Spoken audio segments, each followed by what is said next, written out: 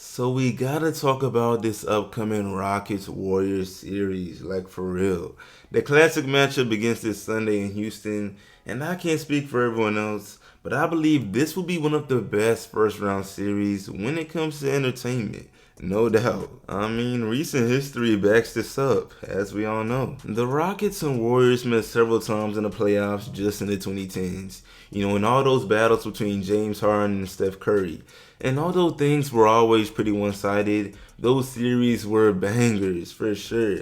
And I expect nothing different come Sunday. Both teams got a crash out type of player between Dylan Brooks for Houston and Draymond for Golden State. Then both teams have an athletic freak of nature between Amen Thompson and Kaminga, and the list goes on. And between the many factors or players that will for sure influence this series, today I want to focus on Jalen Green because call me crazy, but I truly believe bro will be, or at least can be, the biggest difference maker in this series. Maybe so much so that the Rockets beat the odds. Like, it's pretty crazy. Even though the Warriors are the lower seed in the series, most sports books and analysts out there are stamping the Rockets as the underdog. Like, sure, they're the second seed. Sure, they had a pretty damn good regular season, but they're young. None of their starters have even sniffed the playoffs outside of Dylan Brooks and Fred VanVleet. And then ultimately, let's just be honest, it's hard to bet against the Warriors, man. However, we cannot dismiss the Rockets, and today we'll discuss Jalen Green's role in making an upset happen.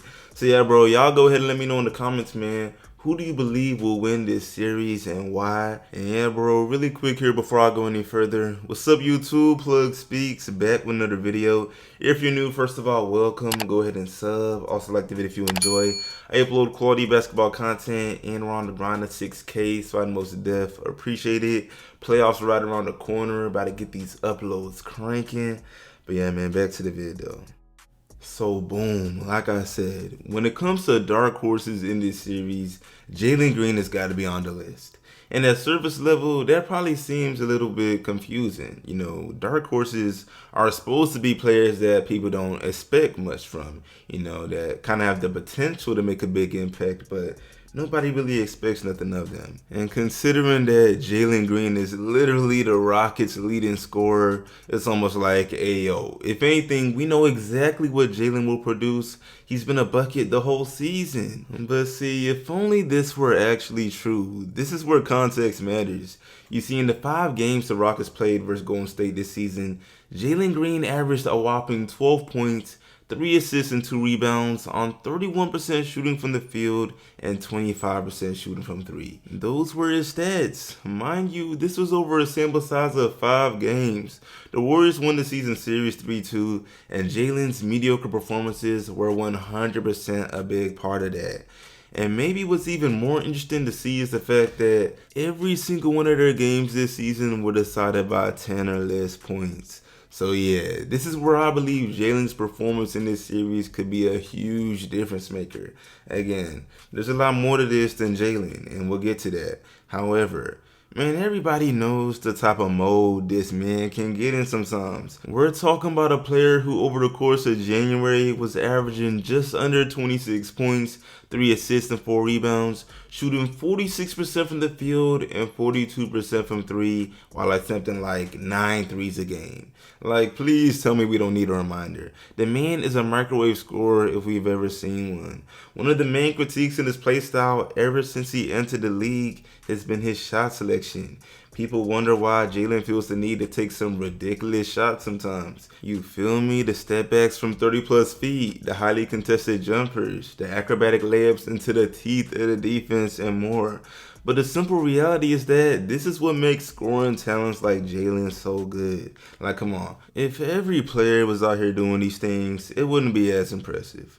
And in all reality, to beat a seasoned Warriors team led by the best point guard ever and playoff Jimmy, who earned that nickname for a reason, Jaylen really might need to get in this type of mode. Like, I don't know if y'all seen this already, but apparently Jaylen recently let it be known that in preparation for the playoffs, he's been watching film on players like Bron, D Wade, PG, and Kawhi, just because he feels like those are the kind of guys that find another gear in the postseason.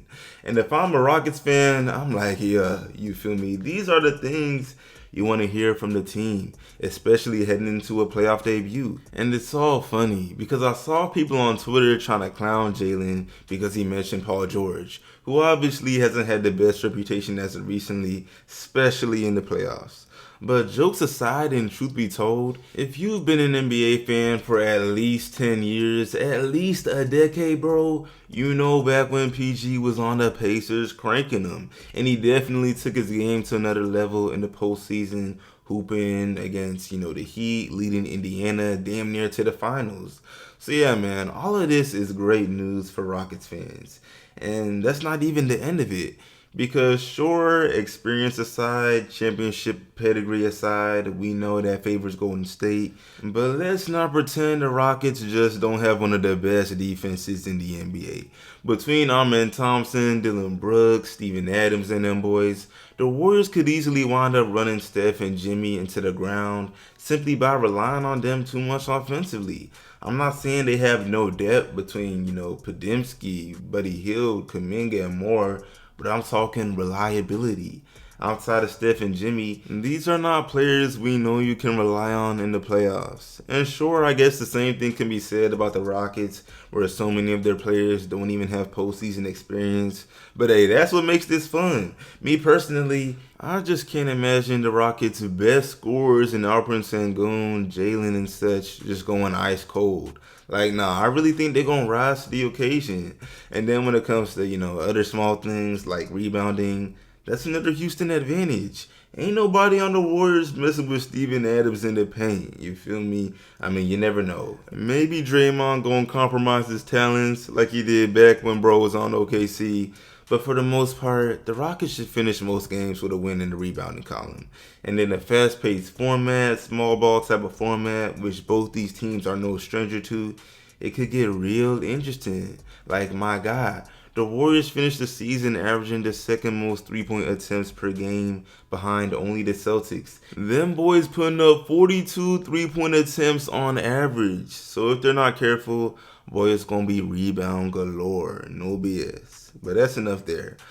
Honestly, y'all, the last point I want to speak to here, which does favor Golden State, is the simple fact that whether this is a 6-game series or a 7-game series or anything shorter, I don't expect it to be anything shorter, but no matter how many games it is, there's probably going to be plenty close late game situations. And in those situations, crunch time execution is crucial. Like, yeah, this is where all the experience, all the championship pedigree, and more shines through. We see it all the time. The Warriors had a close playing game versus the Grizzlies, and they damn near gave the game away. But the Grizzlies had a 5-second violation on an inbound pass. That put them in the coffin. Like, what are you doing? It sounds so simple, but those are the mistakes that the Rockets are more likely to make than the Warriors. Why? Championship pedigree, ain't gonna lie to you. But regardless, this series should be mad entertaining, man. I'm looking forward to seeing this classic matchup. Hopefully Jalen Green goes off and things get dicey, because otherwise I got Warriors in 6. Ain't gonna lie. But yeah, bro, that's about it for the video. Let me know who you got in the comments, and then how many games do you have either team winning. And yeah, man, I appreciate y'all watching. Like the sub, share, sub if new, all of that. I will see y'all boys in the next one, and I'm out.